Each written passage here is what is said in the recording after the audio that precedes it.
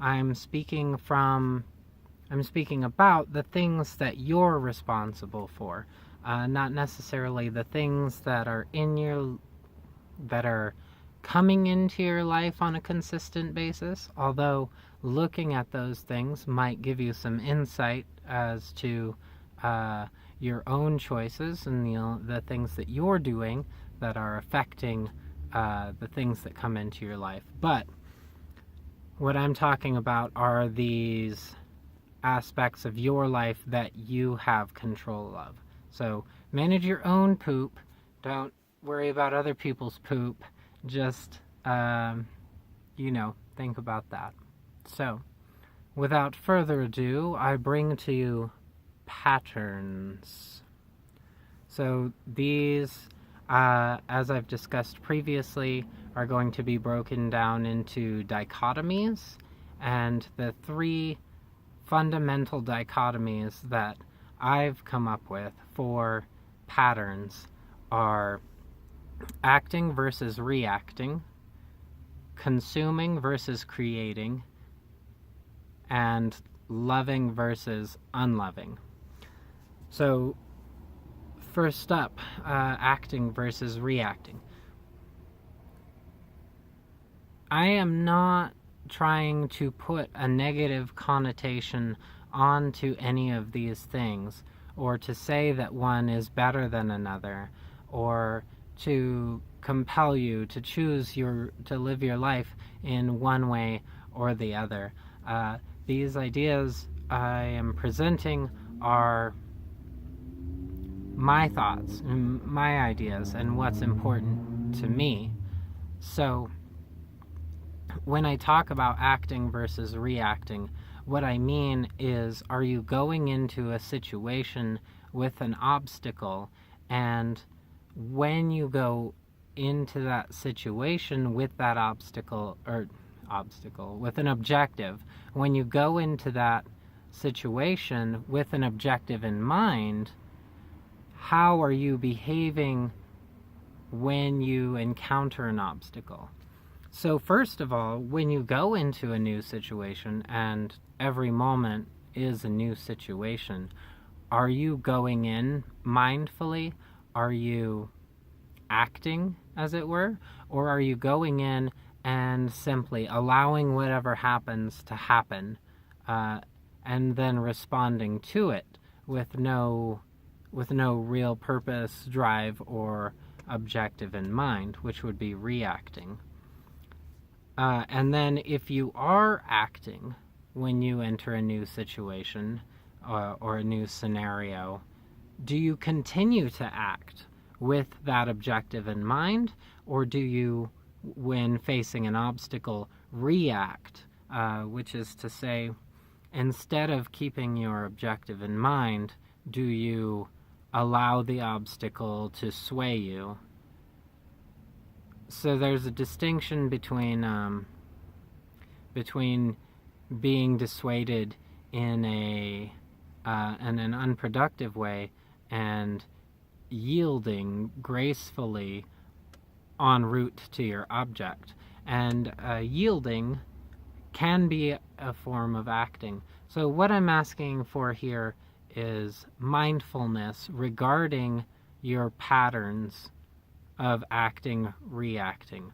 Are you coming in with purpose, keeping your purpose in mind, and pursuing that objective, or are you floating and being pushed by the winds of life and change? Are you acting or reacting? The second has been on my mind quite a bit lately as a budding creator. Are you creating or are you consuming? But this doesn't necessarily mean like, are you making something, but creating your life, or are you just consuming what's being given to you in sort of an acting, reacting type of way? I almost omitted creating, consuming creating/consuming, because it is so closely related to acting, reacting.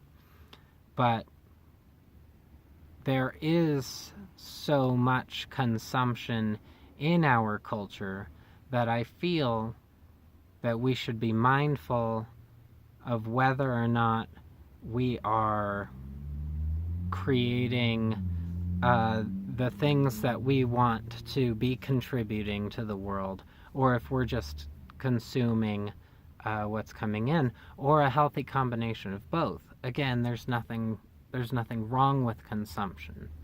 In fact, I hope you're consuming right now. But if all we do is consume, then there's a problem. We need a healthy balance. And the same could be said about all of these dichotomies. Which leads me to the third. Loving and unloving.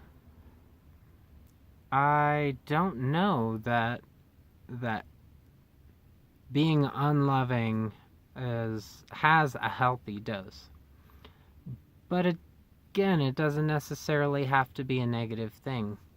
So, looking at your patterns, are you more frequently this loving person? Are you more frequently this person who is giving of yourself and who is caring and kind and compassionate? Or are you more frequently unloving?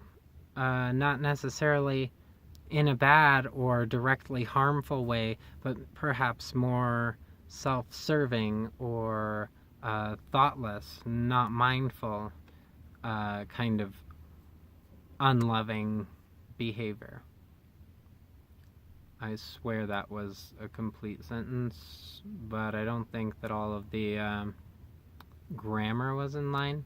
I'm going to be loving to myself and just let it slide. So, I do feel that it's important to be a loving person, and there are degrees of that depending on who you're talking with and your interactions in general and what your objectives are, and of course how the person is treating you might inform your response.